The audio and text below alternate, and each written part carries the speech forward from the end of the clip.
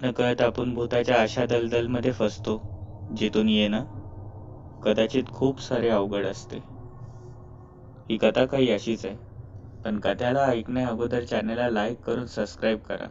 तुमच्याही कथा असतील तर मला इंस्टाग्रामवर पाठवायला विसरू नका. रोहित, धीरज आणि सांज आपल्या एका मित्राच्या लग्नातून रात्रीच येत होते. मित्रांनी खूप विरोध केला, पण तिघांनाही दुसऱ्या दिवशी ऑफिसला जायचे होते.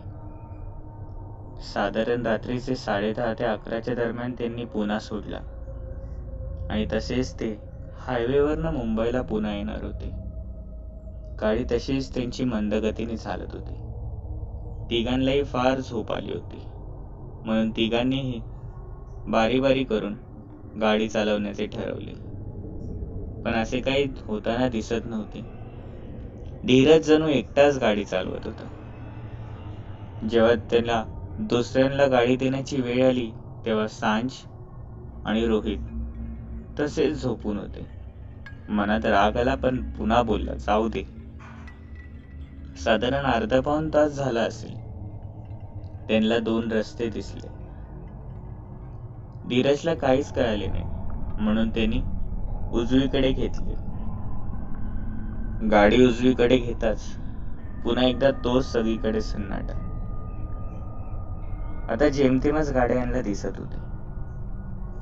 त्यातही पुन्हा एकदा त्यांनी वळण घेतले आणि असे करून यांना मानव वस्ती पण दिसायचे बंद झाले. यातच आता धीरजला फार झोप येऊ लागली होती. पुढे रस्ता हा पूर्णपणे रिकामा होता, म्हणून त्याने देखील गाडी सहजपणे 100च्या गतीने घ्यायला चालू केली. डोळे अक्षरशः पेंगत होते आणि अशातच त्यांची ती हेडलाईट जी अंधाराला चिरत ही पुढे जात होती.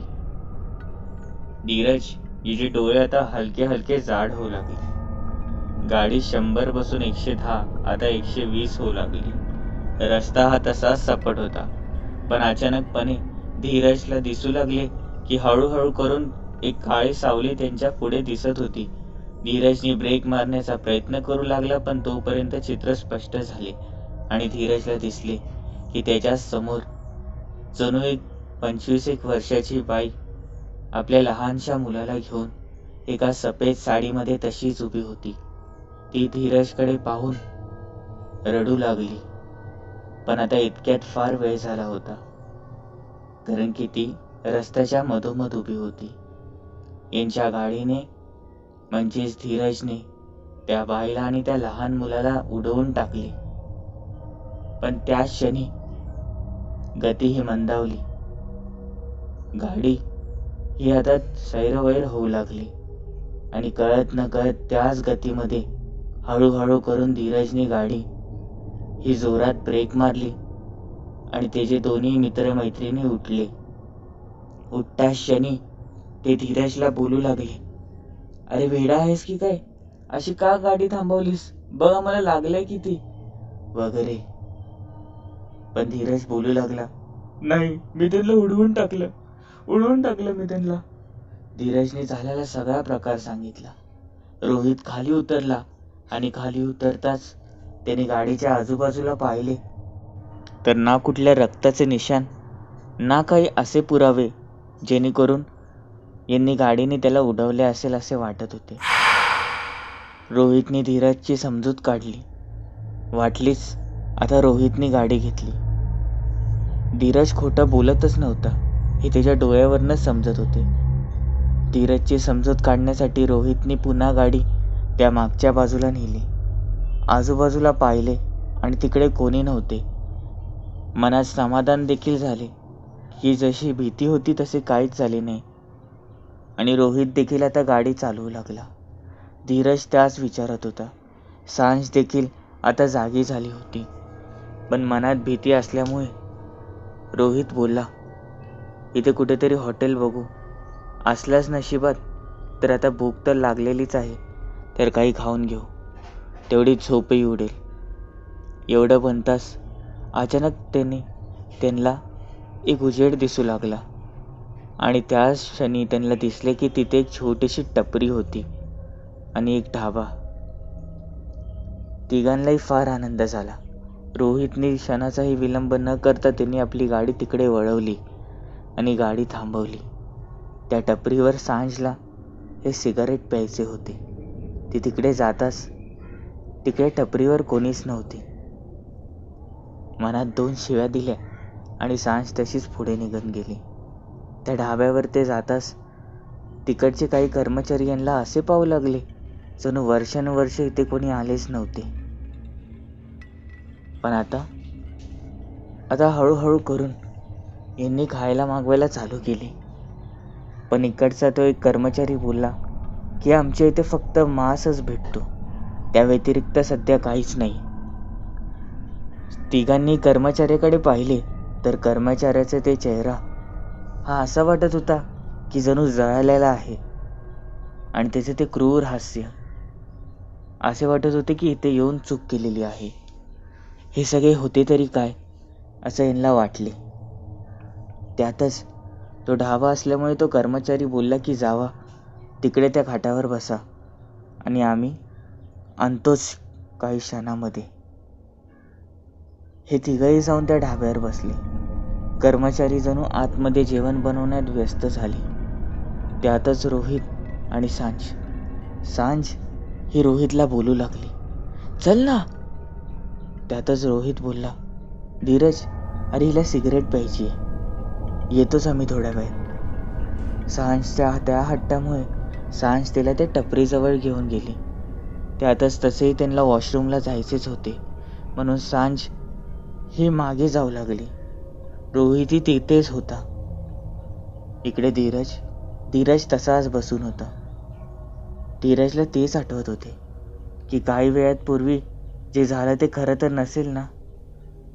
सगळं काही विसरण्याचा प्रयत्न करत होता.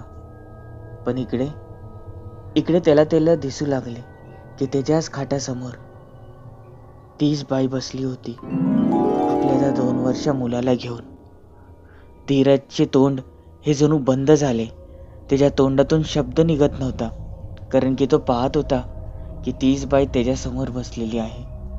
बघता बघता तिच्या चेहऱ्यामधनं ते रक्त गळू लागले आणि ती एक क्रूर हास्य देऊ लागली.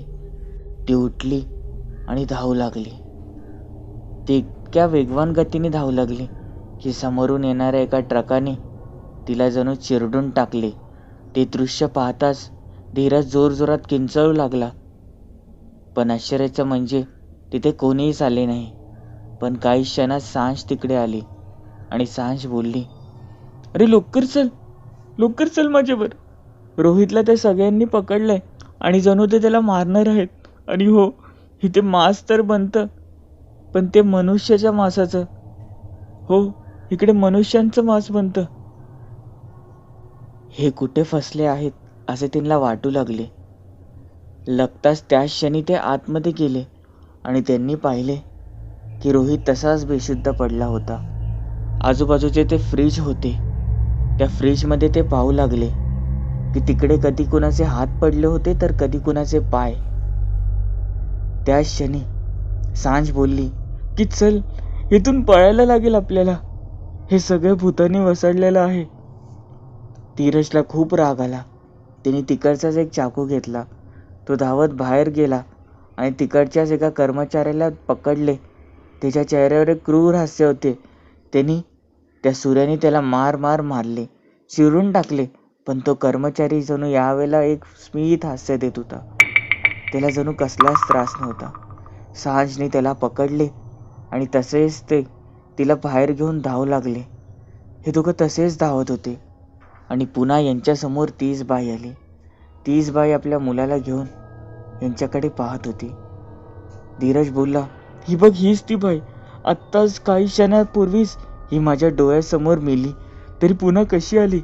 ही जागा भूतानी वसडलेली आहे. रोहित हा तिकडेच मरण पावला होता म्हणून हे त्याला तिथे सोडून गेले होते. पण आता त्या बाईला बघितल्यावर धीरजचा राग हा अनावर झाला. धीरज हा सांजला घेऊन तिच्या मागे तसाच धावत होता. ती बाई देखील आता वेगवान गतीने धावू लागली होती. तिच्या खांद्यावर असलेला तो 2 वर्षाचा मुलगा जणू त्याचे मुंडके हे आता गळू लागले होते, त्यातून रक्त येत होते. हे तिघही एवढ्या वेगवान गतीने धावत होते की यांना काहीच समजले नाही. पण क्षणभरातच ती बाई अदृश्य झाली आणि यांच्या डोळ्यात प्रकाश आला आणि एका ट्रकाने या दोघांना देखील भरधाव वेगाने चिरडून टाकले.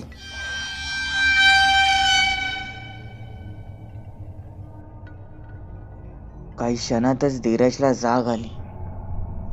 हे सगळे होते तरी काय असे त्याला वाटू लागले. आजूबाजूलाच रोहित आणि सांज होते. पण हो, हे सगळे त्यांच्याच गाडीमध्ये होते. सकाळ झाली होती. रोहितला हे पाहून फार आनंद झाला. इकडे धीरजही फार आनंदित होता. धीरज बोला, बहुतेक आपल्या सगळ्यांना स्वप्न पडले होते. किती भयंकर स्वप्न होते हे. तिघांनी एकमेकांची समजूत काढली. पण यांनी बाहेर पाहिले तर बाहेर खूप मोठा गराडा होता. अगदी तो जेमतेमच हे तिघही खाली उतरले. तिकडे पोलीस होते.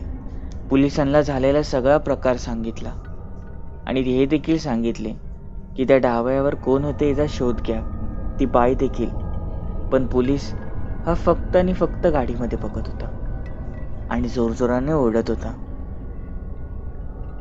काय रे, ॲम्ब्युलन्सला फोन लागला की नाही? त्या डेड बॉडींचं काय करायचं विचारा आणि लवकर न्या पोस्टमॉर्टमला. या महिन्यात हा दुसरा खून आहे. बहुतेक आता इथे नो एंट्रीचाच बोर्ड लावायला लागणार आहे. या तिघांनीही नजर गाडीमध्ये टाकली आणि समोरचे दृश्य पाहताच जणू हे जोरजोरात रडू लागले. कारण की यांनी आपापलीच बॉडी ही गाडीमध्ये पाहिली होती आणि यांना आठवले की काल रात्री जेव्हा यांची गाडी त्यांनी त्या झाडाला ठोकली होती त्याच वेळेला हे मरण पावले होते आणि एवढ्या वेळ त्या भूताच्या तावडीवर हे खेळत होते आणि सापडले होते. आता हे कदाचित तिथेच असणार नेहमी. तुम्ही तिथून जाताना सांभाळून जावा, नाहीतर हे तिघं तुम्हालाही भेटतील. ही कथा कशी होती? आवडली असेल तर चॅनलला लाईक करून सबस्क्राईब करा. तुमच्याही कथा असतील तर मला इंस्टाग्रामवर किंवा खाली दिलेल्या मेल आय डीवर पाठवा.